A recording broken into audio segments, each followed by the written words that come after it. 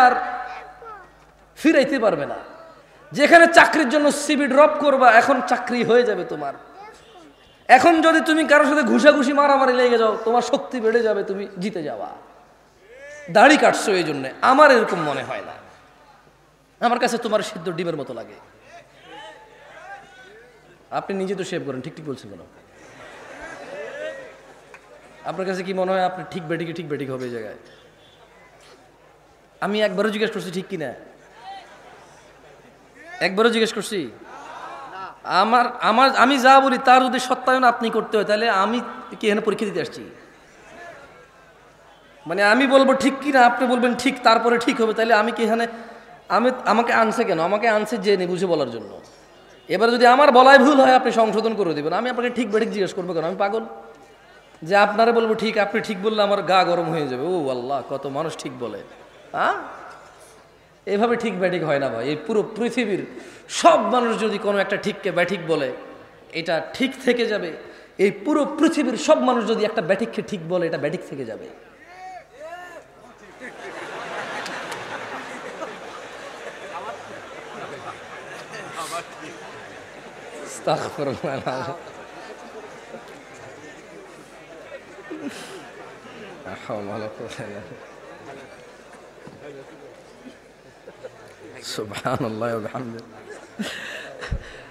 আচ্ছা, আমি 2-3 বার ঠিক কিনা জিজ্ঞাসা করবো, আপনারা জবাব দিবেন। তাইলে আশা করি মনের ভিতরে যেটা এতক্ষণ না বলতে পারার কষ্টটা চলে যাবে। ঠিক কিনা? ঠিক কিনা? ঠিক কিনা? কি ঠিক? এই দেশে ঠিক কিনা বলার পরে যে ঠিক বলে সবাই, এটার কোনো ঠিক থাকা দরকার নাই। এই ঠিক কিনাটাই ঠিক, বুঝছেন? কোন সাবজেক্ট হওয়া লাগবে না। ঠিক কিনা এটাই একটা সাবজেক্ট, এটাই ঠিক। এবং ধরেন আমি বলি, আমাদের অবস্থা এমন, আমি দেখলাম যে ধরেন এক্স ওয়াই রে ঘুষি দিছে, আমি হইলাম জেড, এটা দেখছি। এক্স ওয়াই রে ঘুষি দিছে, আমি জেড দেখছি। এখন এক্স আইসা যখন আমার বলো যে জামশেদ ভাই, কোন জীবনে বেয়াদবি দেখছেন? না। আপনাদের সাথে কোনোদিন বেয়াদবি করছি? না, আসলে করেন নাই। ভাই আমি মারছি? না, আমি তো দেখি নাই। কারণ আমার বিচারক মানছে তো, একদম জীবন আমার সাথে বেয়াদবি করে নাই। আপনাদের সামনে জীবনে বেয়াদবি করছি কোনোদিন 2 কথা হয়েছে ভাই? কোন ভাই? এগুলোকে যখন যখন ফুলাই আমার সাক্ষী বানায়, না আসলে বেয়াদবি কোনোদিন করেন না ভাই আপনি।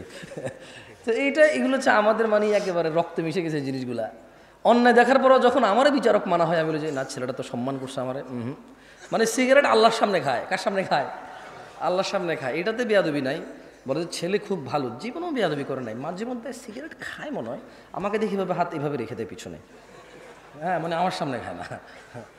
এই হলো যে ছেলের আদব। ওনার সামনে খায় না, এই জন্য ছেলের আদব। আল্লাহর সামনে খায়, কোনো সমস্যা নাই। আল্লাহ আমাদেরকে বুঝে তৌফিক দান করে। যাই হোক, শোনো ছোট ভাই আমার, তোমাদের সামান্য কিছু নসিহত করে চলে যাব। আমার প্রাণ প্রিয় দিনী ভাই, আল্লাহ সুবহানাহু ওয়া তাআলা আমাদের সৃষ্টি করেছেন সুন্দরতম অবয়বে, এবং তিনি যেভাবে চেয়েছেন ঠিক সেভাবেই তিনি আমাদের সৃষ্টি করেছেন। যেমনটা তিনি কোরআনুল কারীমে বলেন, হুয়াল্লাযী ইউসাউয়িরুকুম ফিল আরহামি কাইফা ইয়াশা, তিনি মাতৃগর্ভে যেভাবে ইচ্ছা তোমাদের আকৃতি গঠন করেন। আমাদের আকৃতি কে গঠন করেছে?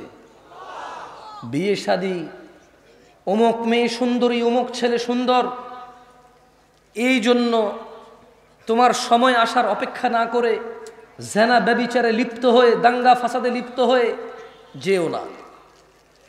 তিনি সুবহানাহু ওয়া তাআলা যেভাবে খুশি, উনি যেটা ইচ্ছা করেছেন, পছন্দ করেছেন, এভাবেই তিনি মেয়ে অথবা ছেলে, তোমাকে অথবা তোমার বোনকে, তোমাকে অথবা তোমার স্ত্রীকে, তোমার বাবা অথবা তোমার মাকে সৃষ্টি করেছেন, যেভাবে তিনি ইচ্ছা করেছেন। সময় আসার পূর্বে জেনা ব্যভিচারে লিপ্ত হয়ে সমাজ জাতি বিশৃঙ্খল করে তুলিও না তোমরা। সামাজিক ফিতনা ফাসাদ, পারিবারিক দ্বন্দ্বে তোমরা নিজেরা একে অপরের ধ্বংস কামনা করিও না। গান বাজনা থেকে বিরত থাকো। ইয়া শিবাব, হে যুবকরা, আহলুল মুনাফিকদের ফাঁদে পা দিও না। তারা চায় তোমরা গান বাজনায় মেতে থাকো, অথচ আল্লাহ সুবহানাহু ওয়া তাআলা সূরা লুকমানে বলেন, وَمِنَ النَّاسِ مَن يَشْتَرِي لَهْوَ الْحَدِيثِ لِيُضِلَّ عَن سَبِيلِ اللَّهِ بِغَيْرِ عِلْمٍ ওয়ায়াত্তাখিযুহা ওয়ায়াত্তাখিযুহা হুজুয়া উলাইকা লাহুম আযাবুম মুহিন।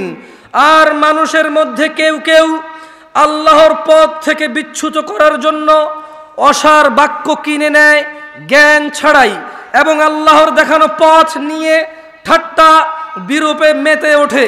তাদের জন্য রয়েছে অবমাননাকর শাস্তি। রাসূল সাল্লাল্লাহু আলাইহি সাল্লাম বলেন,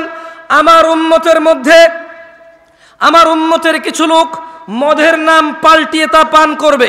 তাদের সামনে গায়িকারা বিভিন্ন বাদ্যযন্ত্র সহকারে গান করবে। আল্লাহ তাআলা তাদের ভূগর্ভে বিলীন করে দিবেন এবং কিছুকে আকৃতি বিকৃত করে দেবেন। ইয়া শিবাব, গান বাজনা থেকে বিরত থাকো। আহলুল মুনাফিকরা চায় তোমরা তোমাদের সুন্দর জীবন ও যৌবন গান বাজনায় মেতে উঠে, গান বাজনায় ভুলে গিয়ে নিজেদের ভবিষ্যৎ, নিজেদের দিন, আখলাক, চরিত্র, নিজেদের জীবনের গুরুত্ব, যৌবন তোমরা বিসর্জন দাও। তারা চায় তারা যেভাবে নাচে সেভাবে নাচো, যেভাবে নাচায় সেভাবে নাচো। তোমরা তাদের অ্যালগরিদমে চলে আসো। তারা আজকে এই গান, কালকে ওই গান, আজকে এই সিনেমা, কালকে ওই সিনেমা, পরশু অমুক সিনেমা চলে আসছে, আসতেছে, আসবে, বানাইছে, বানাবে, বানাতে পারে। তোমাদের একটা চক্রের ভিতরে তারা রেখে দিয়েছে। ইয়া শিবাব, হে যুবকরা, আহলুল মুনাফিকদের ফাঁদে পা দিও না। তারা চায় তোমরা নেশায় মত্ত হয়ে তোমরা তোমাদের জীবনটাকে জাহান্নামের দিকে ঠেলে দাও। তারা চায় তোমরা নেশায় মত্ত হয়ে, নেশায় নিজেকে উজাড় করে দিয়ে, উৎসর্গ করে দিয়ে তারা চায় তোমরা জাহান্নামের নিকটবর্তী হয়ে, জাহান্নামের গভীরে গহ্বরে তোমরা বিলীন হয়ে যাও। তারা চায় তোমরা শয়তানের ফাঁদে পা দাও, তোমরা আল্লাহ দ্রোহিতায় মেতে ওঠো। তারা চায় তোমরা নেশা করে আল্লাহ তার রাসূলের দ্রোহিতায় মেতে ওঠো। অথচ আল্লাহ সুবহানাহু ওয়া তাআলা চায় তোমরা সফল হও, সফলতার দিকে আসো। তিনি সুবহানাহু ওয়া তাআলা বলেন, ইয়া আইয়ুহাল্লাযীনা আমানু, হে তোমরা যারা ঈমান এনেছো। কারা কারা আমরা ঈমান এনেছি রবের প্রতি? তাকবীর! ঈমান এনেছি কারা কারা? কার প্রতি ঈমান আনছি? তিনি আরশের মালিক কে? বিচার দিবসের মালিক কে? জান্নাত জাহান্নামের মালিক কে? সুস্থতাকারী কে? রিজিক দাতা কে? আমরা ওনার প্রতি ঈমান আনছি। তিনি বলছেন, ইয়া আইয়ুহাল্লাযীনা আমানু। তাহলে আমাদেরকে বলছেন, যারা আমরা ঈমান আনছি সবাইকে বলেনি।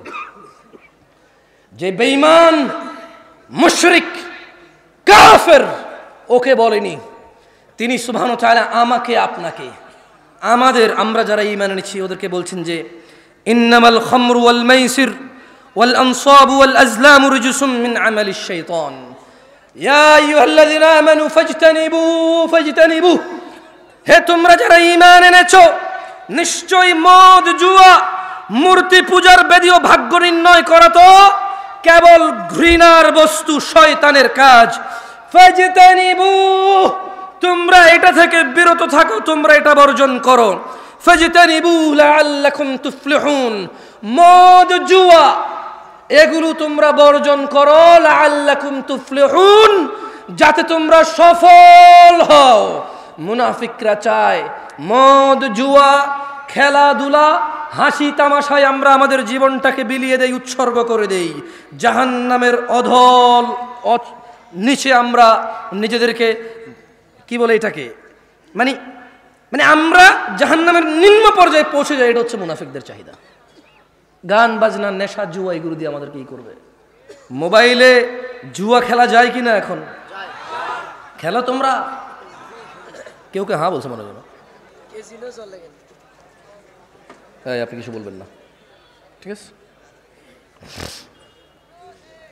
রাসূল সাল্লাল্লাহু আলাইহি সাল্লাম বলেছেন, আমার উম্মতের মধ্যে এমন অনেক সম্প্রদায় হবে। কি হবে? একটু আমার সাথে বলিয়েন। রাসূল সাল্লাল্লাহু আলাইহি সাল্লাম বলেছে, আমার উম্মতের মধ্যে অনেক সম্প্রদায় হবে। কি হবে? যারা জিনা, ব্যভিচার, রেশমি কাপড় ব্যবহার, মদ, পান ও গান বাদ্যকে হালাল করে নেবে। কি কি হালাল করবে? মদ, জুয়া। কি?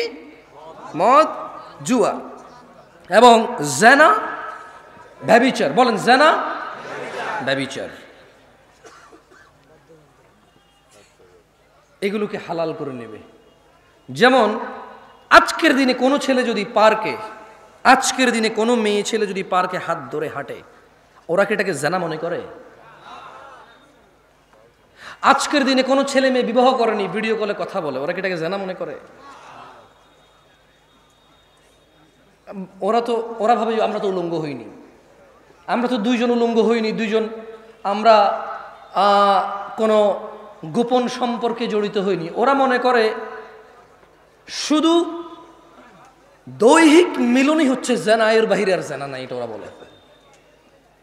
এই জন্য আপনি দেখবেন কিছু ছেলে প্রশ্ন করবে, হুজুরদের কাছে করে। আমি তো আসলে বড় আলেম না, অনেক আলেমের কাছে প্রশ্ন যায় যে আমি আর হারাম করতে ইচ্ছুক নই, আমি হারামকে হালাল করতে চাই। ও কি করতে চায়? মানে মনে হয় যেন শুকরকে হালাল করে ফেলবে এখন, কুকুর হালাল করে ফেলবে, যেমন সুদকে হালাল করছে এরা। মনে কষ্ট নিয়েন না, মনে কষ্ট নিয়েন না, লজ্জা পাইয়েন না। এই তোমাদের যে ক্যামেরাগুলো তোমরা এখন ঘুরাবা না, কেমন? একদম যেভাবে সেভাবে স্টিল থাকুক। আমি কাউকে লজ্জা দিতে চাই না। যাদের হাতে মোবাইল আছে বন্ধ করে দাও, 2 মিনিটের জন্য আবার তোমরা চালু করি, আমি একটা পরীক্ষা নেব।